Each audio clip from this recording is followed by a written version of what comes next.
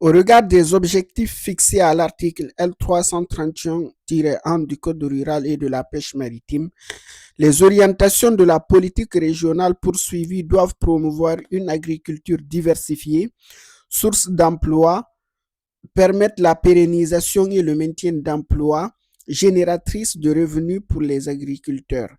L'objectif principal du contrôle des structures est de favoriser l'installation d'agriculteurs, y compris ceux engagés dans une démarche d'installation progressive. Ce contrôle a aussi pour objectif de consolider ou maintenir les exploitations afin de permettre à celles-ci d'atteindre ou de conserver une dimension économique viable au regard des critères du schéma directeur régional des exploitations agricoles. Promouvoir le développement des systèmes de production permettant de combiner performance économique et performance environnementale, dont ceux relevant du mode de production biologique au sens de l'article L641-13 du CRPM, ainsi que leur pérennisation. Maintenir une agriculture diversifiée, riche en emplois et génératrice de valeur ajoutée, notamment en limitant les agrandissements et les concentrations d'exploitation au bénéfice direct ou indirect d'une même personne physique ou morale, excessif au regard des critères précisés par le schéma directeur régional des exploitations agricoles. Préserver et valoriser les prairies permanentes pour le maintien de l'élevage à région, développer de nouvelles activités génératrices de valeur ajoutée et de revenus supplémentaires pour l'exploitation tout en réaffirmant la vocation première alimentaire humaine et animale de l'agriculture. Encourager une agriculture engagée dans les dynamiques de territoire avec des filières végétales et animales dynamiques. Accompagner une valorisation rationnelle du foncier agricole en tenant compte notamment de la structuration parcellaire ainsi que des contraintes techniques et économiques propres aux sols touchés par des pollutions industrielles ou à la proximité de grands pôles urbains. Encourager les structures transparentes quant aux actifs mettant en valeur le foncier et à la participation de manière effective aux travaux, y compris dans le cadre de la pluriactivité, et refuser tout montage contribuant au détournement du contrôle des structures. Ces orientations ne sont pas hiérarchisées. Article 3. Ordre de priorité. Les autorisations d'exploiter sont délivrées selon un ordre de priorité établi en prenant en compte la nature de l'opération au regard des objectifs du contrôle des structures et des orientations définies par le présent schéma. L'intérêt économique et environnemental de l'opération selon les critères définis ci-dessous et le cas échéant après application d'un coefficient de pondération.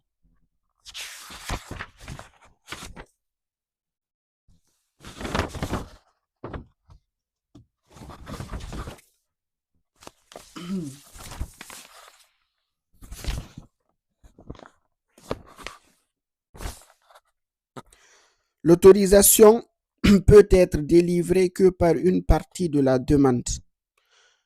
L'autorisation peut être délivrée que pour une partie de la demande, notamment si certaines des parcelles sur lesquelles elle porte font l'objet d'autres candidatures prioritaires au regard du SDRIA. En cas de demande dans un même rang de priorité, les critères définis à l'article 5 permettent de départager les demandes entre elles et de dégager celles qui seront plus prioritaires.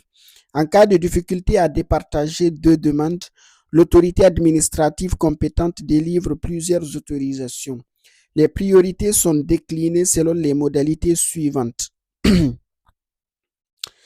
Cas donnant lieu à une priorité spécifique avant application des ordres de priorité définis au B. Pour chacun des cas listés ci-après sont considérés prioritaires les demandeurs ou les candidats à la reprise ou les preneurs en place remplissant les conditions définies au sein de chaque alinéa. Lorsque plusieurs dossiers sont retenus comme prioritaires à l'issue de cet examen, les ordres de priorité au B sont ensuite appliqués. Parcelles en cours de conversion ou converties à l'agriculture biologique. Dans le cas spécifique de demande portant sur des parcelles engagées en agriculture biologique et afin que la parcelle continue à être valorisée selon le mode de production de l'agriculture biologique, les exploitations converties en agriculture biologique ou engagées dans un contrat de conversion à l'agriculture biologique depuis au moins 2 ans pour au moins 50% de leur surface d'exploitation sont prioritaires sur toute exploitation non engagée en agriculture biologique. Parcelles implantées en prairie permanente au sens de la politique agricole commune. Dans le cas spécifique de demande portant sur des parcelles implantées en prairie permanente, les exploitations comportant de l'élevage herbivore existant ou prévu dans le projet d'exploitation pour les nouveaux installés sont prioritaires sur toute autre demande. Compensation surfacique, restriction de destination par arrêté préfectoral.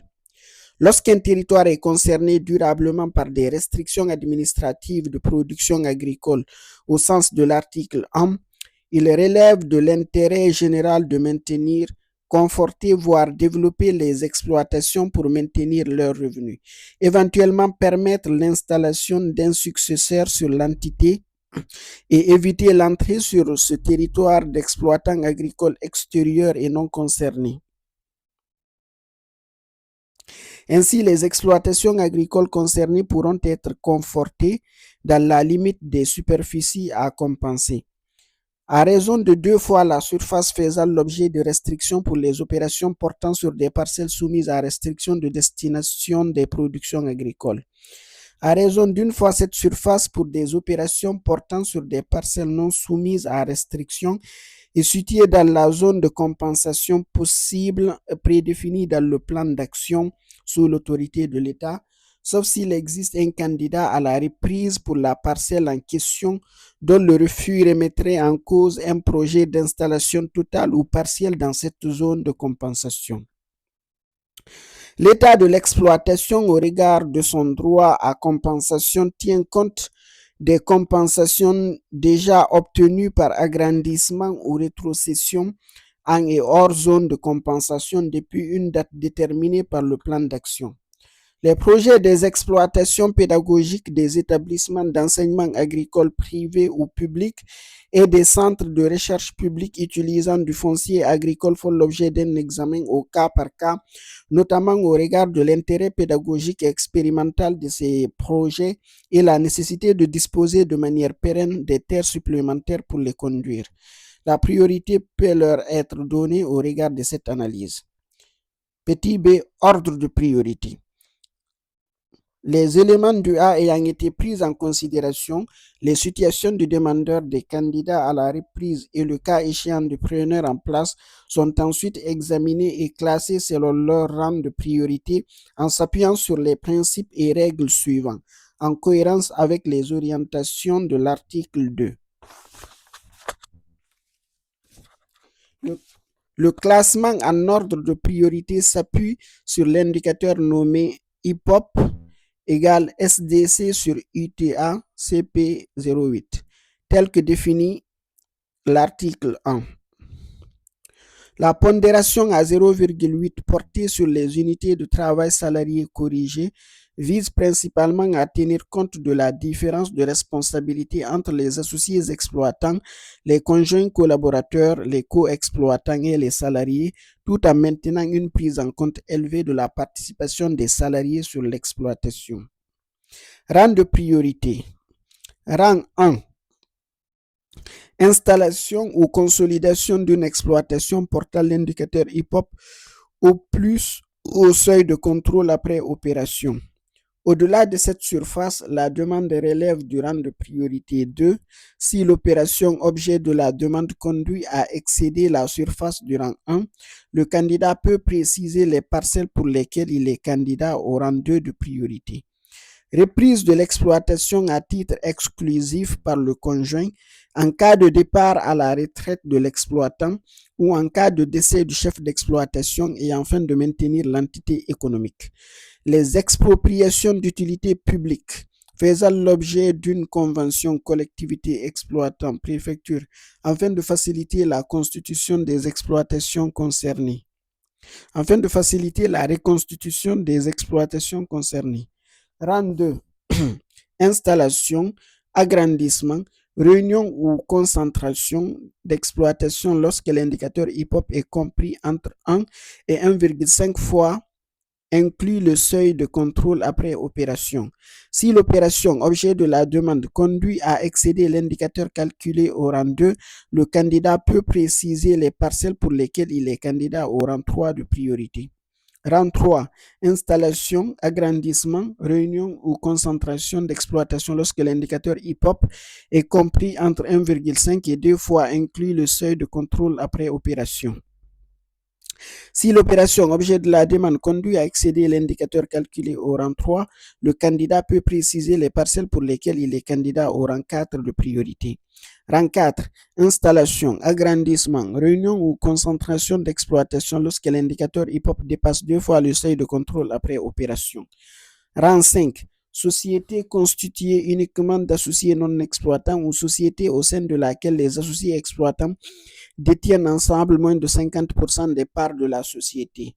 Rang 6. Candidat à la reprise ayant dépassé l'âge légal de la retraite lorsqu'il existe une demande concurrente d'un jeune agriculteur au sens de la politique agricole commune et que l'application des ordres de priorité précédents compromettrait manifestement l'objectif de renouvellement des générations mentionné au 1 du 4 de l'article L1 du CRPM.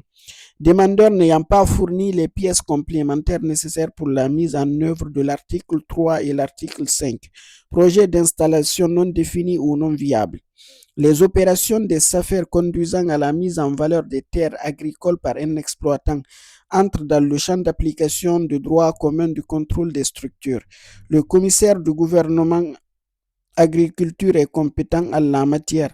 L'article L141 du Code rural et de la pêche maritime précise que les interventions des SAFER visent à favoriser l'installation, le maintien et la consolidation d'exploitations agricoles ou forestières afin que celles-ci atteignent une dimension économique viable au regard des critères du STREA ainsi que l'amélioration de la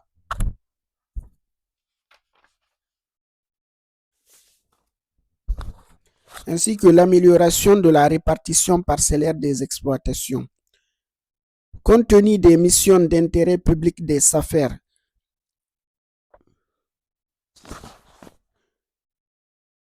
les opérations suivantes ne sont pas concernées par les rangs de priorité.